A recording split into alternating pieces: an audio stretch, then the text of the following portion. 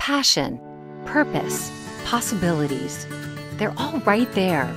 But sometimes we need a little push. And that's where SheSez comes in. Think of it as a master class taught by the world's most interesting women, sharing stories and ideas, because girlfriends help each other. This is SheSez with Linda Grasso. Hello and welcome to SheSez. Our guest today is Cricket Wardein. For most of her 20s and 30s, Cricket spent life on the fast track. As a marketing executive, Cricket worked on brands like Yahoo, Electronic Arts, and The Gap. She was a hard worker and a fast learner, and she moved up quickly. At the pinnacle of her success, she was a regional president for Edelman, one of the largest and most respected communication marketing firms in the country. She probably would have risen even higher on the ladder had Cricket not discovered Pilates. She loved the way the Pilates workout made her feel, and she felt passionate about sharing it with other women. Today, Cricket is the owner of Mighty Pilates, which has 3 studios here in California. Cricket, welcome. Thanks, Linda. Great to be here. One of the things I think is so amazing about your story is, for those of you that don't know, and I only know this because I have another friend, Gail Becker, who worked at Edelman for a long time. That is a huge honkin' firm, and it's hard to get those senior positions as a woman. You worked hard. You worked long hours. I sure did. And you walked away. Yeah, I did. You know, it's the largest privately held agency, advertising communications agency in the world. It's a great agency. And it's, you know, a lot of people have been there a long time. So people work hard to move up that kind of corporate chain. And I went there, actually, it's mainly known for PR. And I actually am not necessarily a PR executive, but I knew digital really well from working at places like Yahoo. And so I went in heading up digital for their US team, and then ended up kind of an oversight role as the president in the West. And now hang on, slow down a second now. You were in digital marketing. That's hot. Yeah. I mean, that's something I wish I'd gotten into and that I'm trying to push my children into. And you're a woman. You're right where so many people want to be. That's where all the growth is and the jobs. Yeah, and it's been fun because I watched that industry change so much from working, you know, at Yahoo on things like search engine marketing, and then just straight up digital ad buying, and then going into social media, and then going into influencer marketing. So it's always something new, which is interesting to me. That kind of kept my entrepreneurial spirit alive when I was, you know, working in the corporate world for so long. And you had fun accounts. We're Yeah. not talking boring, Yeah. you know, medical technology. Sorry to all my doctor friends, but you're working on The Gap and you're working at Electronic Arts, who makes Yeah. all the video games that our kids are obsessed with. And Yeah. it's- PayPal and all kinds of different accounts. It's fun. so what happened?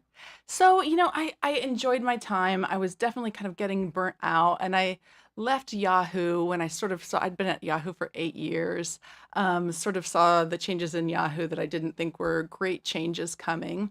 I actually quit Yahoo, and they were like, hang on, we're going to figure out if there's something you can do. Because at that time, someone working at Yahoo for 8 years, that's, you know, dog years in the internet world.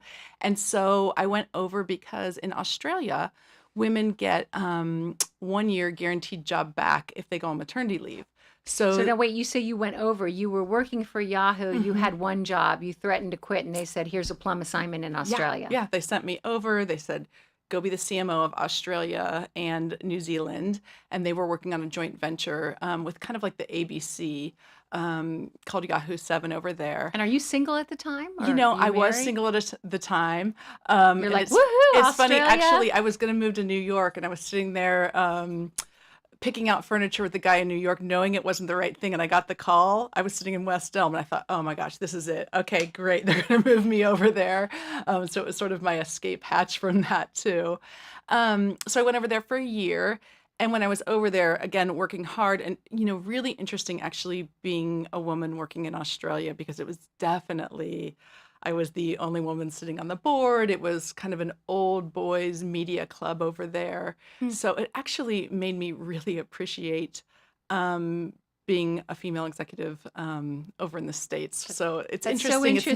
It's not what you would expect. I don't know a ton about, you know, the corporate situation in Australia, but it's interesting that they're more backwards than America. Yeah, it definitely was, at least for women working over there. Though they do these great things like giving women guaranteed job back, for a year of maternity. So I got to go over there. They moved me over there for a year. But while I was over there, I went to a place that had, the Pilates reformer, Linda, because I know you know Pilates well. And over here in the States, it had all been individual sessions in Pilates. Well, over there, I actually went to a place that had 25 reformers in the room. They had a teacher teaching with a mic and 2 people spotting. So what year is this? Because now there's lots of group classes. Yeah. When I started taking private too. I had a neighbor with a studio, and she cut me a deal. And because there weren't group sessions, classes. it was sort Yeah. of like Pilates back then was more for people with an injury. You try to get your doctor. Exactly. So you should be doing it because your neck or whatever. So that was 2008. And definitely, I didn't know anywhere over here. There might have been in LA. I was living in San Francisco at the time. There certainly wasn't there. And when I came back, actually, after we launched, we opened up in 2009, and we had 8 reformers in a room. So wait a sec. You're over there. Yep. And you take this class. Mhm. How many classes did you take before you were hooked? 2 probably, but I probably went almost every day I was over there. I just loved it. And your business head says, wow, Yeah, this is an something that we should be opportunity. doing in the United Yeah. States. Yeah. Though I couldn't quit my day job yet because, it was just me working, but I had made a little bit of money at Yahoo in stock. And so I came back. I didn't go back to Yahoo. I actually worked for a startup, tried to work part-time at a startup, which just never works out. Now, were you a mom at that time? I was not a mom at that time. Because so- moms and startups yeah, don't moms mix. and startup. Yeah, that was tough. So I was single. I was in San Francisco. And so I opened Mighty Pilates at the same time working at this startup. And I did it with a good friend. I was originally actually going to do it with a woman who was my instructor in Australia. And unfortunately, we couldn't get her a visa over here. It's pretty easy for Australians usually to get visas, but you have to have to either finish university or have worked 12 years in the industry, and she'd only worked like 8 years. She's still a great friend of mine, but came over here, open with friends. Just out of curiosity, what was the initial startup on that? What was the Sure. Did you guys each put in 10 grand? You know, 15? it was all my money, and it was about 175. 175,000. Yeah. So Wow. it was that and a lot of sweat equity from Well, now folks. why was it so expensive? Because the reformers and the machinery, Yeah, the yeah. insurance, was the location super swanky? Were you on Nob Hill? Yeah. That seems like a lot back then Yeah. for a Pilates studio. Well, the equipment alone's about $65,000. Wow, I had And no idea. then, it's great rent. At the time, San Francisco was on a downturn, much different than it is today. Because even then, and this is a challenge for anyone starting a retail business, nobody wants to rent to you if you don't have at least, one established location. So we just happened to luck out because it was a rough market at the time, but we're in a beautiful place in San Francisco. Wow. We're in Presidio Heights, in one of the fanciest neighborhoods there, which has been an awesome, awesome place for us to be. And How long of a lease did you sign? we were lucky. Didn't know much about signing leases then. I think we had like a 7-year lease with 2 5-year options. So we're about on that last 5 years. So we were lucky. Wow. Now I know to negotiate long leases. If people have given me advice too, the next one I'd love to buy. And Did you have a mentor through that experience? Did you have someone that you riffed off of, that you compared notes with? Because it's a huge endeavor. I did. My main mentor that encouraged me to do something entrepreneurial was actually Sheryl Sandberg's late husband, Dave Goldberg, who I worked for at Yahoo Music. And what's funny is almost all of us that worked for him have gone on to do something entrepreneurial because he always encouraged us to take risks. And that was such a gift early on in my career. Did you run this concept by him? I did, and he absolutely was encouraging me. And in fact, when I'd meet with him after opening, when I was still in the corporate world, he's like, I just don't understand why you're not just doing this. I don't understand why you're not just doing this. I love that. Yeah, it's so awesome to have someone that believes in you and just pushes you. And he was always like that. And he was in an entrepreneurial environment, as we all were at Yahoo at one time. And when it became non-entrepreneurial, that's when a lot of us decided to leave. But gosh, everyone's doing great things. Someone's at Disney, someone went on to Apple. People have started their own companies and sold them to the Disneys and whatnot of the world. So it's really fun to keep track with all those that worked under him, that he encouraged us so much. So you opened a studio in San Mhm. Francisco in this great neighborhood. You sign an awesome lease. How did you're a digital marketing expert. I'm assuming that you knew exactly how to get the word out. Yeah, but it's funny then, there wasn't really Facebook wasn't used as a social tool at the time. Gosh, that was, about 10 years ago. Wait a sec. They didn't, I forget, like I'm so Yeah, I know. fuzzy when all this started, but they didn't have Facebook pages where you could have a business page? No, You're kidding. at the So time that's that not was even 10 years old? that was when you had to have like I think like an EDU address, so you had to actually go to be at college. So it was around So that how time. did you market the business? So, those were the times when we were doing the Groupon and the Guilt type specials. And then, it was begging our friends to come in there and do classes and then got the word out. And luckily, that is just such a lovely neighborhood.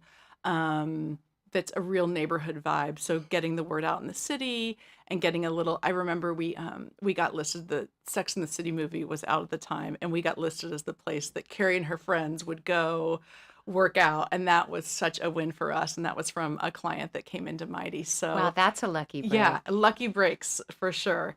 And really because it was sort of a new concept at the time, and we just really focused on getting great instructors. And sort of the differentiator for us there was it was a beautiful setting. We try to do kind of a spa-like atmosphere. You can get like a lavender, lemon eucalyptus towel after class. There's always someone working at the front desk to schedule private appointments or your classes. And that really hadn't been done and still isn't too common today, even though, as you know, there's a lot of places that have multiple reformers in a class. What was the point when you knew you were going to be successful, where you laid back one night and you slept really good because you thought, I think I got this? I'm not sure I still do. There's always there's always moments, I just opened the third one this month, and there's the joy of when you see a full class, and then there's one person in class and you're like, oh, are we going to make it? And I know we will. I do know we will. And there's always been I've always sort of known it was going to be okay. It was easier, and I would say this for people thinking about taking the leap.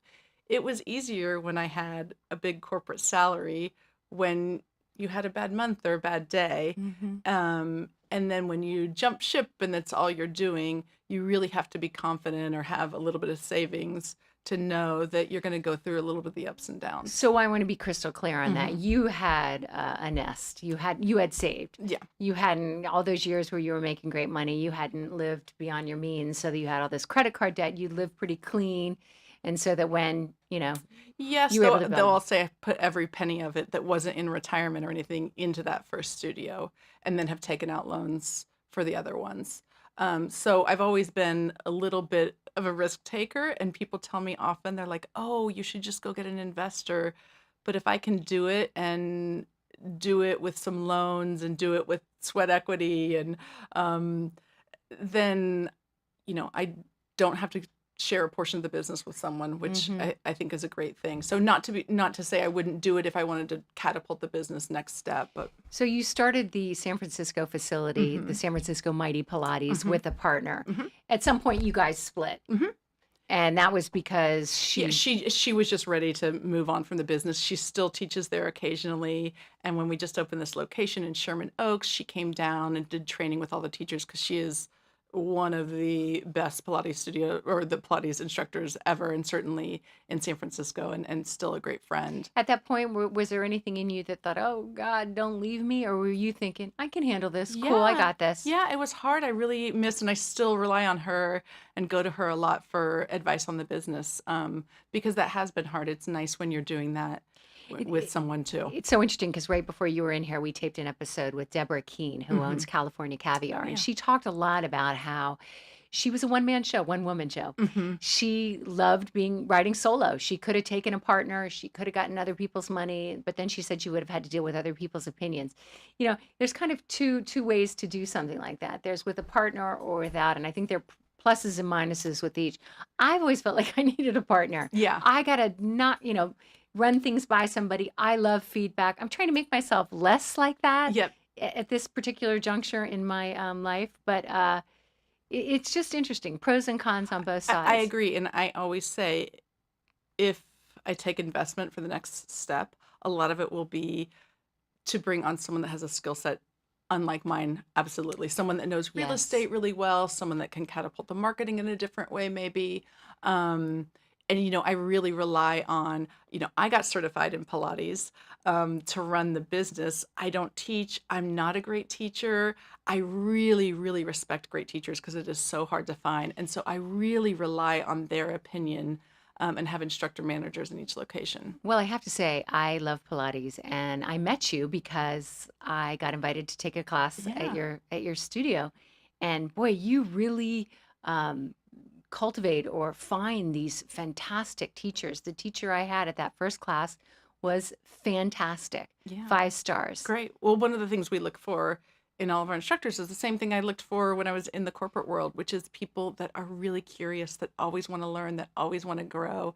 If I interview a Pilates instructor and she thinks she's the best and has nothing to learn, I'm like, this is not the right place for her. Hmm. And so we provide, even incentives, little things like, hey, go take a class anywhere else. It can be water aerobics, it can be a spinning class. If it's something that gets you inspiration for the Pilates class, we'll pay for the class that month. Yeah. And then we bring on advanced training for folks all the time. I think that's so smart because everybody needs to expand their repertoire of skills, Yeah. and to be thinking about new ideas. It's the Pilates teacher that's going through the motions. And, Yep. I mean, I've been to classes where my back's sagging and she's not looking over here. I'm taking a deep breath. I hate it when I do that. It's such a waste of time. Yeah. I much prefer your teacher who's poking me and Yep. you're not doing that the hard way. Yeah. I'm there because I want to do it the right way, but sometimes you got to make me. Yeah. So the partner at the San Francisco Mighty Pilates moves on. Mhm. You're the sole proprietor. At some point, you decide to open a second outpost in Santa Monica. Yep. And really, I always knew, I always say to people, having a side hustle is a great thing. So believe it or not, the Pilates studio was my side hustle, even though that was a big venture. And at first, when I was at Edelman, I kept it under wraps.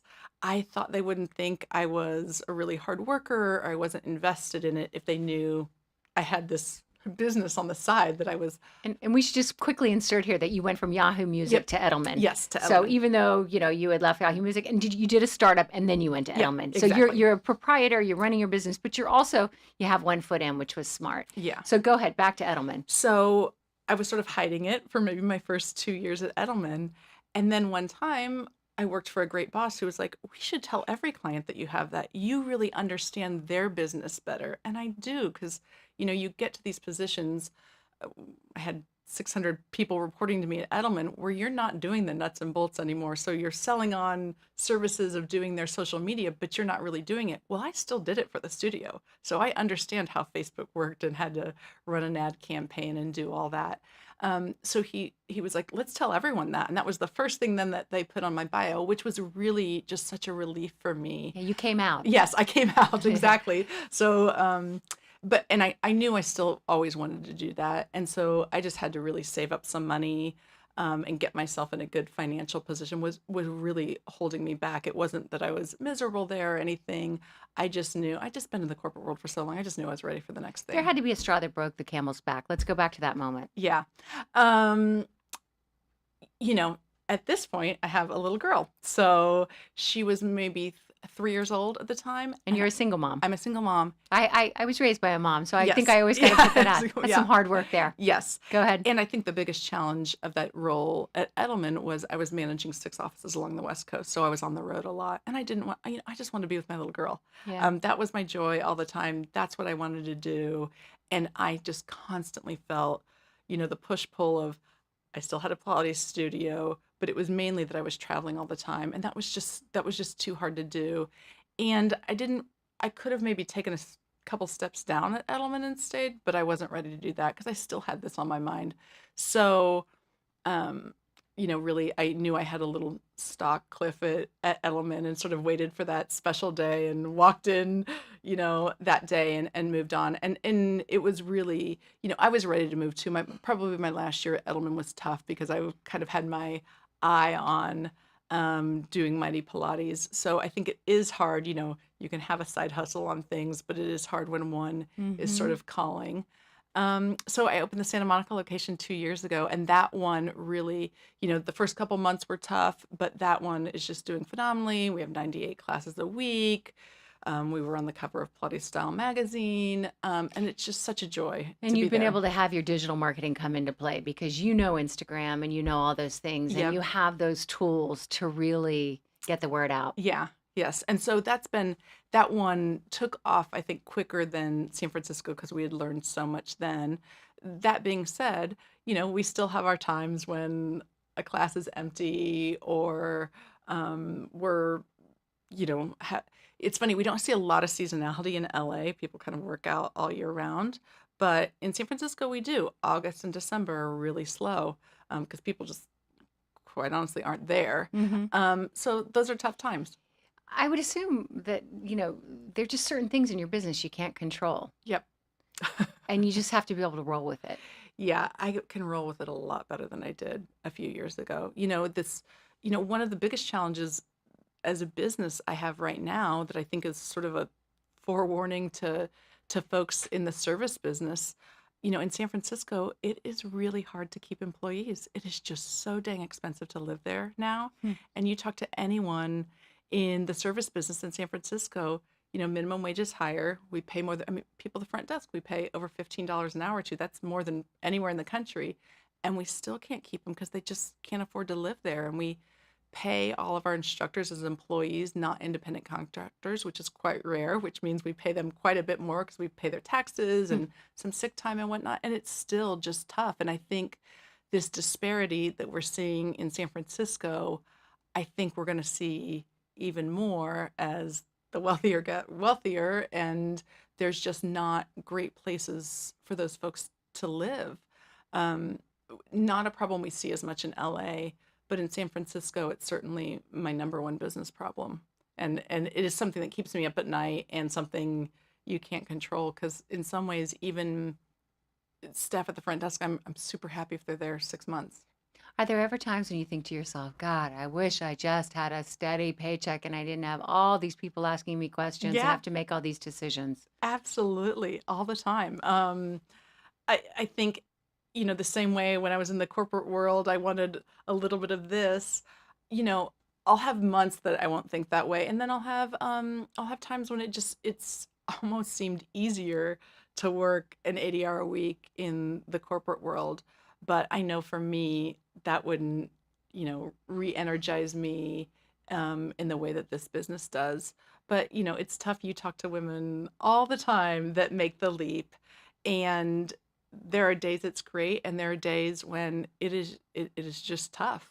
And I think one of the things I do miss, besides the steady paycheck, um, is I miss sort of the very disparate opinions of people around me. So we talked a little bit earlier about sort of working solo. Um, I love the people I work with. I think you sometimes you can have a little bit more of a diverse atmosphere of opinions. And that's something I've always strived for and look for people that are going to challenge me in that way. I would think that one of the things you'd have to do in your business is constantly be on the lookout for the latest Pilates gizmo or the toy.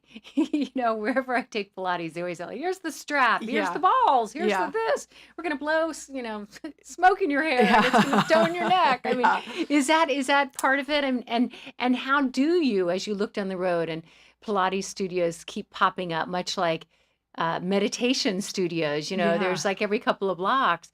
How do you look down the road and think about differentiating yourself and keeping current and Yeah. having the latest gizmos? Well, in some ways, I think what differentiates us is that we kind of stick to the classical Pilates repertoire, but then make it more challenging, make it mightier, which a lot of the sort of Pilates studios now don't even do the classic repertoire. The people aren't trained.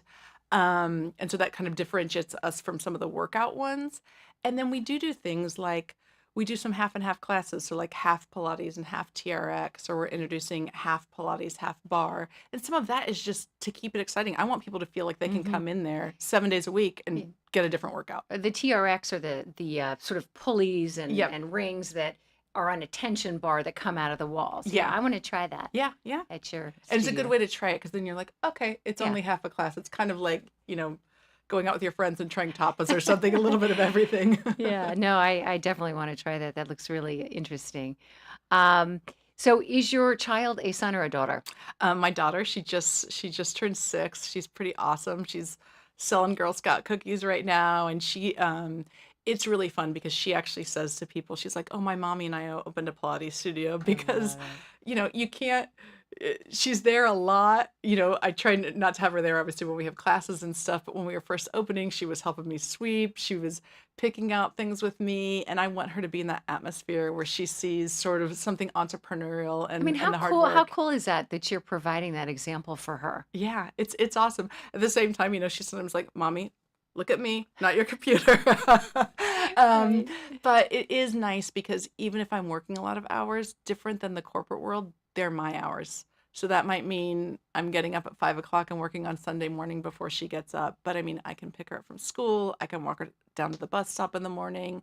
I do think that is one of the hugest advantages of sort of doing your own thing is, having that work with your schedule because her schedule is her schedule. And I can't change that. It's almost easier to change my schedule around her. Cricket has pulling off Mighty Pilates, which now has 3 studios. So there's one in San Francisco, there's one in Santa Monica, and there's one in Sherman Oaks. Mhm. Has pulling that off given you confidence as a person, as a woman? Absolutely. I mean, I do think, you said earlier, oh, do you feel good about it? And I kind of laughed that I still worry about it. I really don't. I know it's great. And I know I actually wish I had had all of this experience when I was helping clients in the corporate world because you get so far removed and, they're complaining about a bill or something. And you're like, why are they complaining about a bill? Well, for me, sometimes they're complaining about a bill because they can barely pay it, or it's super Yeah. important to them.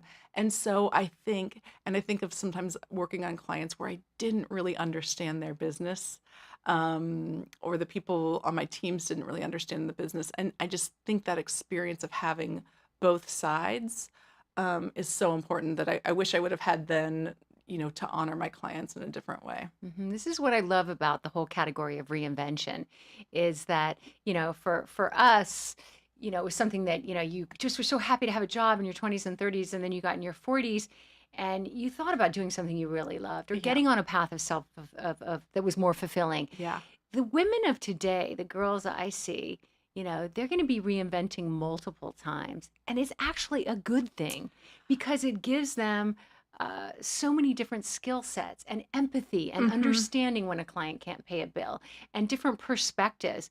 I think it's a fantastic thing to try different things at different stages in your life. And it makes you better at whatever you're going to do, as opposed to the mindset our parents had when they had the same job from, some of Yeah. our parents had the same job from when they were 21 to when they Yep. retired at 65. And it's funny because my last couple years at Edelman, people would always say, "Oh, well, these girls want your job." I'm like, "No, they don't. Young women today don't want the corner office job. Actually, they're probably looking at me saying, 'Wow, she is stuck here. She's been here in this corporate world forever.'" So what I really tried to talk to people about was doing the Pilates studio, doing something on the side. And when I sometimes had, women come to me and say, "I'm just so bored. I'm bored with," I'm like, go do something on the side. I really, having that side hustle, I think actually helped me stay focused and in the corporate world for longer.